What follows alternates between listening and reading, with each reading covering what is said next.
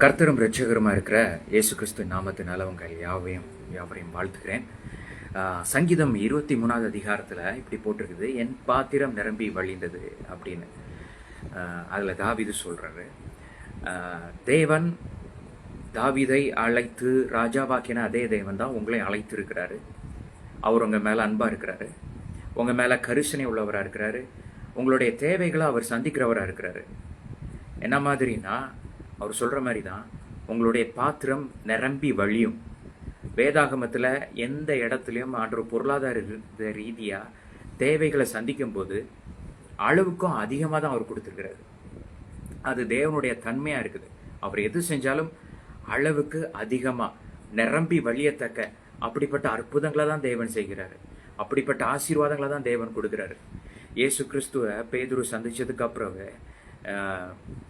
பேதுருவால மாத்திரம் அவருடைய கப்பல் பத்தாத அளவுக்கு அந்த வலை கிளியத்தக்க ஆண்டவர் கொடுத்தார். நான் உங்களுக்கு சொல்றேன், அதே தேவன் அன்றும் இன்றும் என்றும் மாறாதவராக இருக்கிறாரு. உங்களுக்கும் அவர் அந்த அளவுக்கு நிரம்பி வழியத்தக்க கொடுப்பாரு. ஆமா, போதும்னு மட்டும் சொல்லவே சொல்லாதீங்க, நீங்க என்ஜாய் பண்ற அளவுக்கு தருவாரு. அப்போ நீங்க உடனே யோசிக்கலாம், 1 தீமோத்தேயு 6வது அதிகாரத்துல போதுமைங்கிற மனதுடனே போட்டிருக்குதே அப்படின்ட்டு. அது ஏன்னா நீங்க பணம்னு சொல்லிட்டு பணத்துக்காக ஓடிட்டு இருக்க கூடாதுங்கிறதுக்காக தான் அப்படி சொல்லியிருக்கே தவிர, தேவன் உங்களுக்கு அதிகமா தர மாட்டாருங்கிற அர்த்தத்தில் அதை சொல்லலை. எந்த ஒரு விஷயத்த நம்ம வேதாகமத்தில் உள்ளதை நம்ம உபதேசமா எடுத்து கை கொள்ளணும்னா, ஒரு மேட்ரு திரும்ப திரும்ப திரும்ப வரும், ஒரு 2-3 தடவை ஜோடு வசனத்தோட வரும். ஓகேங்களா? அப்போ என்ன பிரதர், அப்போ ஒரு வசனம் ஒருக்கா சொல்லியாச்சுன்னா அதை அப்படியே கண்டுக்காமட்டுலாமான்னா, சேம் அர்த்தம் வேற எங்கேயாவது இருக்கும். அதுதான் இந்த வசனத்தோடைய சரியான அர்த்தமா இருக்கும்.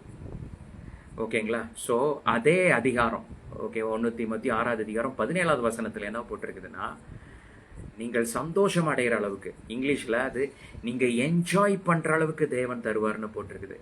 மொத்த வேதாகமத்திலும் தேவன் எங்கெல்லாம் பொருளாதார விஷயமா சந்திச்சாரோ அங்கெல்லாம் நிரம்பி வழிகிற ஆசீர்வாதம் வந்துச்சுன்னா, இன்னைக்கு தேவன் உங்களுடைய வாழ்க்கையில் இருக்கிறாரு.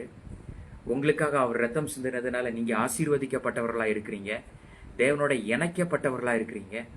அவருடைய ஆசீர்வாதம் உங்க மேல இருக்குது. அவருடைய ஆசீர்வாதம் உங்களுக்கு ஐஸ்வர்யத்தை தரும். அவர் உங்க மேல வச்சிருக்கிற அந்த பேரன்பினால உங்களுடைய பொருளாதார தேவைகள்னாலும் சரி, என்ன தேவைனாலும் சரி, அதை என்ஜாய் பண்ற அளவுக்கு தருவாரு. ஏன்னா தேவனால நீங்க சிநேகிக்கப்படுறீங்க. கர்த்தருடைய தயவு உங்க மேல இருக்குது, கர்த்தருடைய ஆசீர்வாதம் உங்க மேல இருக்குது. ஸோ நீங்கள் எதுக்குமே கவலைப்படாதீங்க. நீங்கள் எல்லா விஷயத்துக்கும் நன்றி செலுத்துதலோட உங்கள் ஜெப வாழ்க்கையிலையும் சரி, உங்கள் தனிப்பட்ட வாழ்க்கையிலையும் சரி, நீங்கள் முன்னேறி செல்லுங்க. உங்களுடைய தேவைக்கும் அதிகமாய் தேவன் தருவார். நீங்கள் உங்களுடைய லைஃப்பை என்ஜாய் பண்ணுற விதமாக மாறும். நீங்கள் உங்களுக்கு மட்டும் இல்லை, நீங்கள் உங்கள் குடும்பத்துக்கு மட்டும் இல்லை, மற்றவர்களுக்கும் பிரயோஜனப்படுற அளவுக்கு தேவன் உங்களை ஆசீர்வதிப்பார். கர்த்தருடைய ஆசீர்வாதம் உங்கள் சிரசின் மேலே இருக்குது. கர்த்தருடைய ஆசீர்வாதம் உங்களுக்கு ஐஸ்வர்யத்தை தரும். தேவன் உண்மையுள்ளவராக இருக்கிறார். நீங்கள் வெக்கப்பட்டு போகிறதில்ல, உங்கள் தலையை நிரம்பி வழிய செய்வார். என்னைக்குமே உங்களுக்கு எந்த குறைவும் கிடையாது. ஏன்னா நம்மளுடைய தேவன் உண்மை உள்ளவர். அவர் உங்களை ஆசீர்வதித்திருக்கிறார், உங்களை பெருக செய்வார். God bless you.